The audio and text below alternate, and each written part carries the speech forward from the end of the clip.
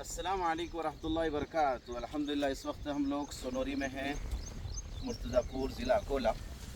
और आप देख रहे हैं कपास की खेती के दरमियान हम खड़े हुए हैं और इसका खूबसूरत नज़ारा, क्या दिलचस्पी के साथ माशाल्लाह खेती की हुई है।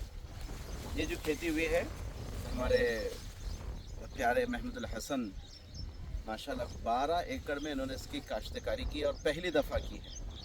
कापूस की खेती के लिए यानी कपास की खेती के लिए जो ज़मीन दरकार है, जो ज़मीन चाहिए, बिल्कुल मुनासिब ज़मीन में अल्हम्दुलिल्लाह खेती की गई है।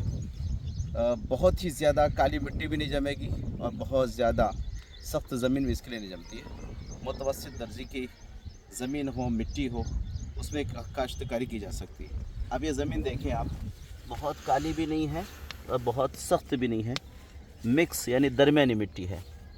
और ये जो इलाका है, इस इलाके में कपास का यानी जो काश्तकारी का निज़ाम है बहुत उम्दा हो सकता है। महमूद हसन ने पहली दफ़ा इसको किया 12 एकड़ ज़मीन में। देखिए आप कितने माशाल्लाह वसअत है, 12 एकड़ में इन्होंने किया है।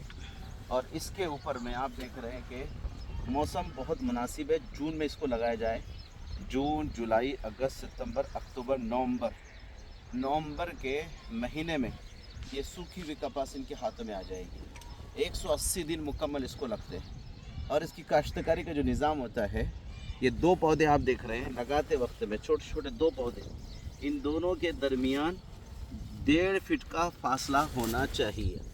इन्होंने यहाँ पर 1 फीट का फासला रखा है। बज़ाहिर इसमें नुकसान कुछ अभी फ़िलहाल नज़र नहीं आ रहा है, लेकिन इसको अगर हम 1.5 फीट रखते हैं तो ज़्यादा फल निकलने के इम्कानात होते हैं। और सरियाँ जो बनाई जाती है, इसकी जो सरियाँ आप देख रहे हैं यहाँ से, जो कतार जिसको कहते हैं, इन सरियों के दरमियान का जो हिस्सा होना चाहिए वो 2 फीट से 3 फीट का अगर फासला होगा, अल्हम्दुलिल्लाह दोनों जानिब से इस तरह से ये जुड़ेंगे।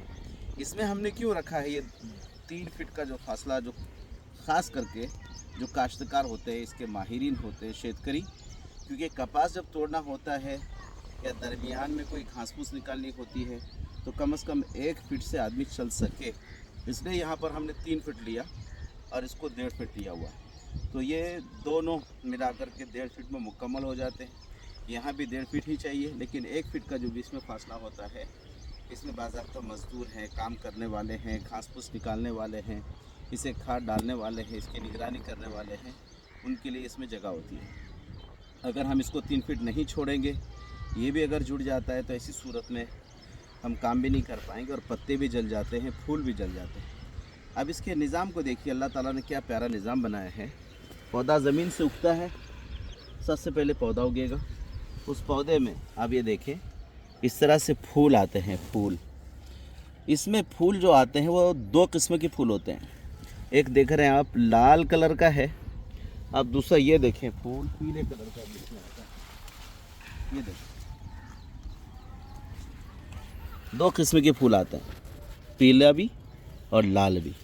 ये फूल पहले पौधा आएगा, पौधा फूल देगा, पत्ते के बाद फूल, फूल के बाद इस तरह का फल आना इसमें शुरू हो जाता है। फूल जैसे ही झड़ जाएगा फिर ये फल आएगा, ये फल बड़ा हो जाएगा।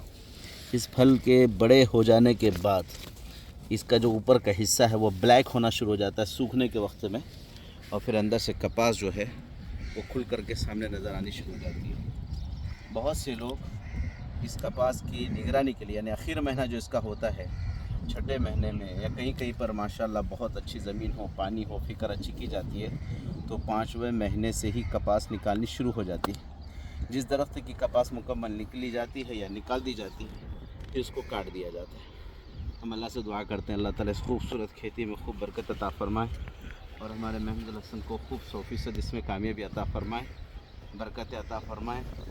जिस तरीके से हमारे यहाँ इस ज़मीन का इस्तेमाल हो रहा है, हम अहले ईमान, बरदरान वतन, हिंदुस्तान भर के तमाम ही भाइयों से कहेंगे कि अल्लाह की, ईश्वर की ये बहुत बड़ी देन होती है ज़मीन, इसका इस्तेमाल होना चाहिए। बस ये पैगाम एक अच्छे मौके पर आप सबके लिए दिया जा रहा है। अल्लाह में से हर एक अमल की तौफीक अता फ़रमाए। अस्सलामु अलैकुम रहमतुल्लाहि व बरकातुहू। आपका भाई अब्दुल वाजिद लातूर। अस्सलामु अलैकुम रहमतुल्लाह।